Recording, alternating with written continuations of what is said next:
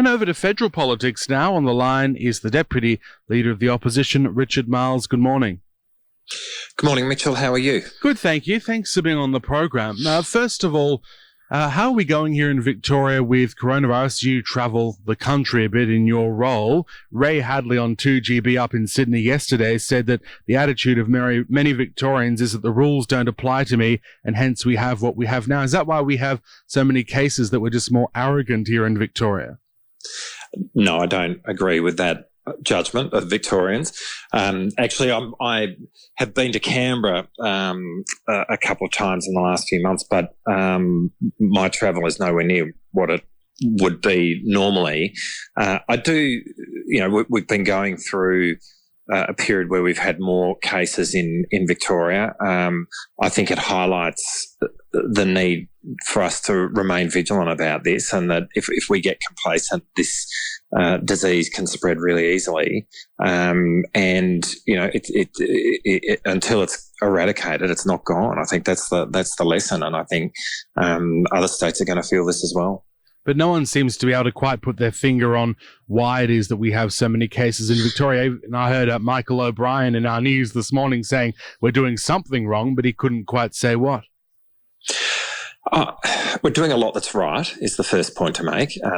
But, the number of cases we've got is still very low as a percentage of the population. The fact is that the maths of this is that when you get down to really low numbers, they can bounce around a little bit. So when we talk about having a lot of cases, it's still a small number. But the point is that the maths of it also is that if you let this go unchecked, small numbers can turn into large ones pretty quickly. So it is going to be hard to pinpoint why we are having more cases than New South Wales.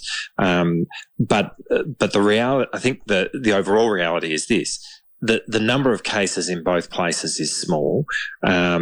We do need to remain vigilant, though, so long as it is present in the community, and clearly it exists.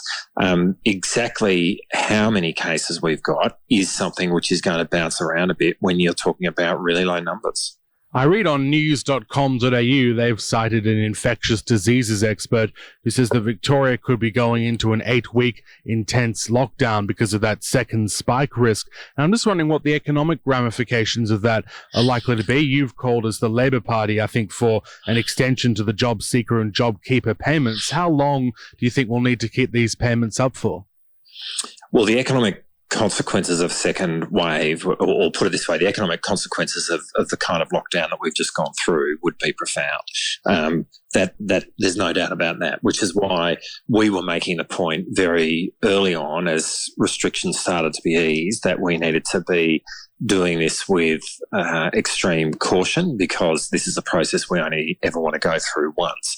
And having said that, I think there has been a cautious approach across the country, so I don't make that comment with criticism, but it's just to say that we do need to be very vigilant and very cautious.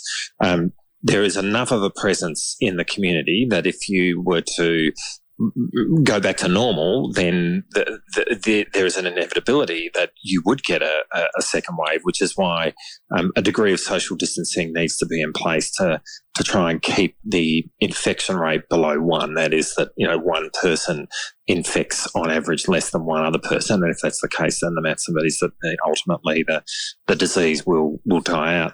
In terms of how long JobKeeper and JobSeeker should stay in place, I think, again, the point to make here is that if everything is removed in terms of relief on one day in September, then the economy is going to experience a second economic shock. I mean, what you'll be doing is withdrawing a significant amount of support, which is in the economy at the moment, at a speed at which the private sector doesn't have a hope of kind of moving forward fast enough to replace it.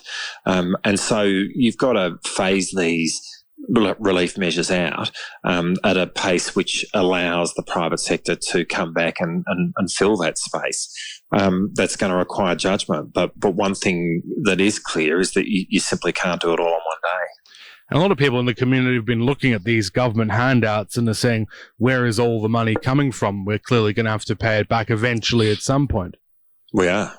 Yeah, there's no doubt about that, and I think that's right. And we are now going to be living with a debt that we wouldn't have imagined before. I mean, the one point to make is that other countries in the world are going through this experience as well, but we are going to have to work out how public policy works in this country with a level of debt which is marching up towards $1 trillion. That's a significant percentage of GDP.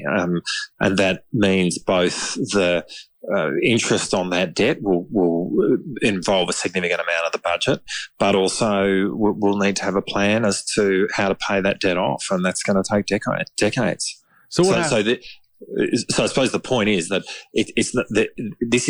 there isn't a money tree. It's not like that you can just, if we go down into lockdown again, we'll just do these payments until we eventually get out of it. The fact of the matter is they are hugely expensive, and there is a cost down the track here, which is why it's really important that decisions are taken both from the best health point of view, but ultimately the best long-term economic point of view, and that lies in doing everything we can to, I think ultimately try and get rid of this, but at least keep it at a very low level. I was reading that in Queensland, they're saying that Geelong is a high-risk area for COVID-19, and they're reticent about the flights coming back between Avalon Airport and up at the Gold Coast. But I think it goes to the question of, should we be looking at different restrictions for different regional areas, given that most of the COVID hotspots seem to be in those northern suburbs of Melbourne or out in the east in Casey and Cardinia? I think there is a case for differing treatment of social distancing measures around the country. Actually, that's why you've seen states move at different paces, and I think you can break that down even within states. What is important, though, is that all of that is happening within the context of a coordinated national framework. There needs to be a coordinated framework within Victoria, but actually I think all of it needs to fit within a coordinated national framework. And that's why when, you look at various state border closures, those border closures were in themselves an act of physical distancing at the start. So it's just it is in simple terms a measure which, or a restriction which needs to be eased at some point in time, and one would hope by agreement. But the fact that we haven't got that agreement within the country says to me that national coordination is not happening in the way that you'd want it to. Now, in terms of the Geelong Advertiser article featuring Jeff Robinson, who's coming on the program in the second hour, it essentially says you've done quite well out of all of this fallout associated with Adam Sommerak. It looks like someone has had a disagreement with Adam and has organised some sort of hit job on him, and as a result of that, factional enemies have been big winners from all of that. Yeah, look, I think a lot of that is overblown in terms of winners and losers. I think that if we're all being honest, there's only one loser here, and that's the Australian Labor Party. And it's what we saw on 60 Minutes 9 days ago was just an appalling representation of our party to the public. And it demanded a quick response. That there was a quick response both from Daniel Andrews and from Anthony Albanese in terms of both dealing with Adam Sommerak, but also dealing with the whole issue of the Victorian branch. And we've now seen one of the biggest decisions that the National Executive of the Labor Party's ever made in relation to a branch of the party. I just really hope that with the intervention that's now been put in place with Steve Bracks and Jenny Macklin, that not only do we get an audit of the membership in the Labor Party so that people can have a sense of confidence in the integrity of that, but that we get a culture change. We really need to be focused as a party on the people that we represent, on their issues, on their concerns, and thinking about how we can solve their problems. And that's what we need to be about as a movement. That's why we all joined the Labor Party in the first place, and we've got to get back to that. And I really hope that that's what this intervention will do. Can you ever eliminate branch stacking? Because we know it affects all political parties. There's even an article that goes back to 2006 that says that you might have been involved somehow in branch stacking in the Age. So can you ever get rid of it altogether? Well, I mean, firstly, obviously, as I did in that article, but I think we need to. You're right in acknowledging that issues such as this has affected all political parties, but it's right now it's about us, and I think we need to be focused on our party in this moment in time, and what we saw put on our TV screens a week and a half ago, and it's really important that we do everything we can to make sure that the integrity of the membership roll in Victoria is one that people can have confidence in, and as I say, that we bring about a culture change, and we've absolutely got to do our best here. I think the line just dropped out at an unfortunate point. I think what you were saying is you refute the claims of branch stacking in that article. Yeah, no, right? I obviously do, and as I did in that article, but and the point I was making is that you are right in suggesting that this is an issue which has affected other political parties, but right now the question is about us, and we in the Labor Party need to be focused on us, and that is why the intervention that's being led by Steve Bracks and Jenny Macklin is so important, and it's really important that it's not just about the role, although that's critically important, but that it's about our culture. The Geelong ATO, I saw an ad featuring you and Libby Coker condemning the government's decision on this to close it down, I believe in June 2021. We haven't heard much from the government in terms of a response. Do you think there's something going on in the background here that we're not quite aware of, because the government doesn't seem to be making many public statements about it? Yeah, well, we should be hearing from the government. I mean, that's the first point. Like, this is a really significant office, which dates back to the mid-1960s. So it was the second regional office in the country in terms of the ATO, the first being in Newcastle, and this was open just a few months after that. So, we've had this in place for about 55 years, and for the government now to be seeking to close it is a very, very big decision, and one which is going to affect a lot of Geelong families who have people working at that office. Now, there seems to be an argument where people are hiding behind lease arrangements. I frankly think all that's rubbish. The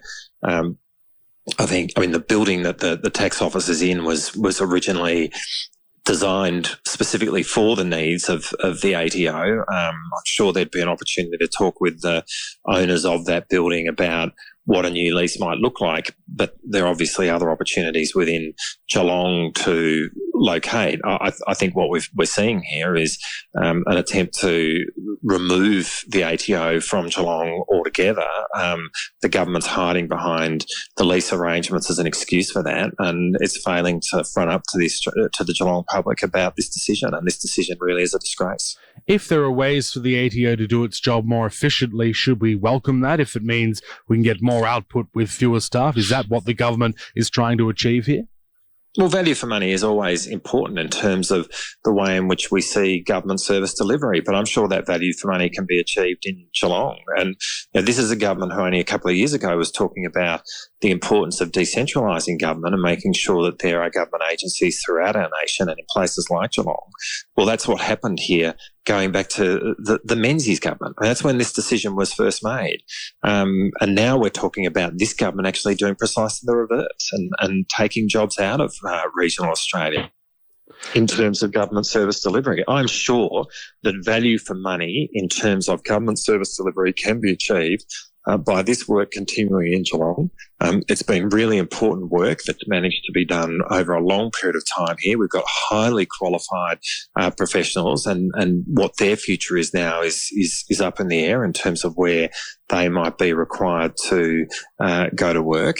I think we can chew gum and walk at the same time here, and I think it is possible to maintain this office and these jobs in Geelong whilst also providing value for money for the taxpayer. The Eden-Monaro by-election, I see that Libby Coker's been on pre-poll in Eden-Monaro. It's pretty convenient to get to Eden-Monaro if you're in Canberra already. I don't know if you've been doing pre-poll duties, but I'm just wondering what the mood is like there, because clearly governments usually don't pick up seats in by-elections. They probably made a mistake, with the Longman by-election, thinking that they may win that seat, but then they didn't. So Labor would have to be in the sort of favourites position to retain that seat with Christy McBain, wouldn't they? Well, Christy McBain's a fantastic candidate, and she's doing a great job in representing Labor in this seat. She is the Mayor of Bega, which is on the south coast of New South Wales. Eden-Monaro is a very large seat which actually completely surrounds the Australian Capital Territory and includes Queanbeyan, which the largest population centre within the seat, and Queanbeyan really sits adjacent to the ACT, and there are lots of people who live in Queanbeyan and work in Canberra, so it's kind of sits within the Canberra media market, if you put it that way. And so yes, it has been convenient for a number of people over the last couple of weeks as Parliament's been sitting to help out, and this week is the second week of pre-poll. I think it's going to be tough for us. Is the truth. I mean, the point that you make is right, but what obviously is different in relation to this by-election compared to any other for a very long time is it's happening in the midst of a global pandemic, in the midst of a national crisis, and that is going to make it hard in terms of the opposition being able to put its case. But we're going to give it our best shot. We've got a fantastic candidate. We're not going to leave anything in the tank here, and we are hopeful that if we give this a red hot go, we'll be there. What's pre-poll like in a global pandemic? Because I remember going to vote in the federal election last year in pre-poll, and the queues up at that Belmont Centre were snaking right around the corner. The queues would have to be even longer, wouldn't they, to ensure social distancing? Yeah, look, I don't know the answer to the question, but I've wondered that myself. So I might go and explore the answer to that question, because it did occur to me that they may end up being very long queues indeed with social distancing in place. Some of us wondered whether or not there might be a very large postal vote contingent here compared to elections in the past, given the coronavirus. I think, and don't quote me on this, but it looks like the number of postal votes is probably going to be about twice what it was, but that still suggests that there'll be a large number of people who are voting as normal. So I think this election is being carried out in a way which looks pretty much like elections past, but as you say, social distancing is present, and it will put its own flavour on this election at a most unusual time. Well, Richard, thanks for being on the program. We'll catch up with you again next month. No worries. Thanks, Mitchell. Thank you very much. Richard Marles there, the Deputy Leader of the Opposition federally.